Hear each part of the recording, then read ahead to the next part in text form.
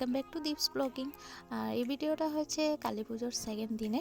তো আর যখন এন্ট্রি করছি মানে আমি বলতে চাচ্ছি, প্রত্যেক বছর যখন এখানটায় যখন ঘুরতে আসি, যখন এন্ট্রি করি না গাইস, মানে পা দেওয়ার জায়গা থাকে না। আর এবছর যখন এসেছি তো দেখছি এতটা ফাঁকা ফাঁকা, মানে প্রবলেম হয়নি ঢোকার সময়, নইলে কি হয় মানে ঠেলে ঠেলে আরও প্যান্ডেলের ভিতরে ঢুকতে হয়, এতটা ভিড় থাকে।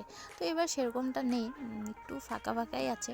তো মানুষ আই থিঙ্ক এবার একটু কম হয়েছে আমার লাগলো আরও। তো যাই হোক, আর এই দেখতে পাচ্ছ পাখির ঘর আছে এখানে, মানে ভিতরে যখন যাব তো আরও সুন্দর লাগবে, দেখলে তোমরা বলবে।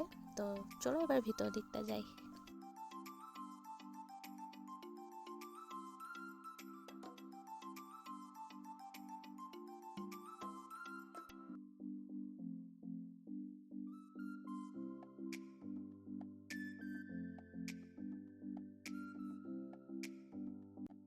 তো যখন ভিতর দিক ঢুকে দেখলাম যে এত সুন্দর লাগছে, মানে সিম্পলও যদিও প্যান্ডেলটা খুব ভালো লেগেছে। যেগুলো পাখির ঘরগুলো রেখেছে দেখতেই পারবে তোমরা, এত কিউট লাগছে, মানে হাতের কাজগুলো এত দারুণ হয়েছে, খুবই ভালো লাগছিল দেখে। আরও একটা জিনিস দেখতে পারলাম যে স্ট্যাচু। তো অ্যাকচুয়ালি এগুলো স্ট্যাচু নয়, মানে সত্যিকারের মানুষ হয় ওরা।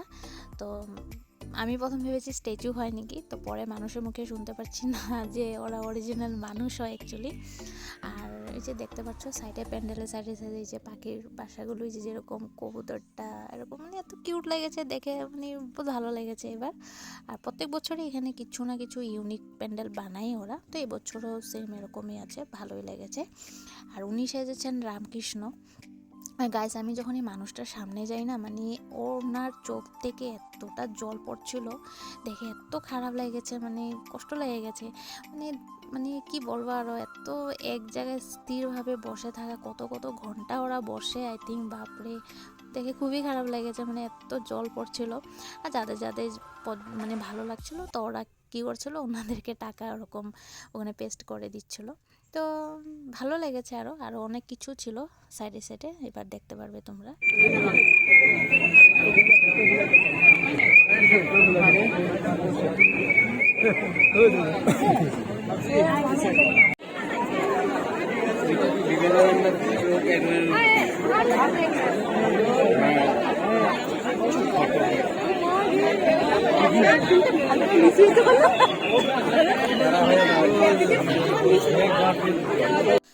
তো আমরা এখান থেকে এবার বের হয়ে যাচ্ছি, যাব আরেক জায়গায় পুজো দেখতে।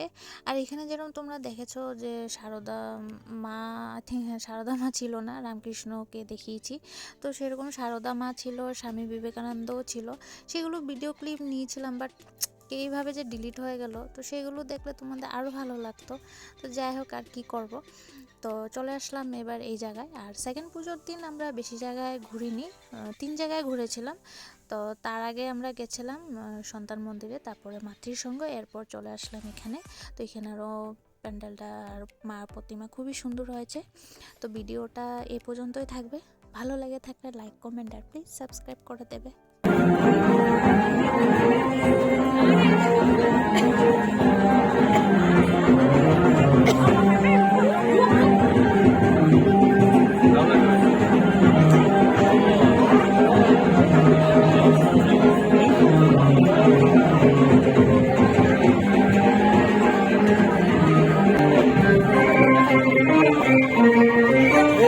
Thank you.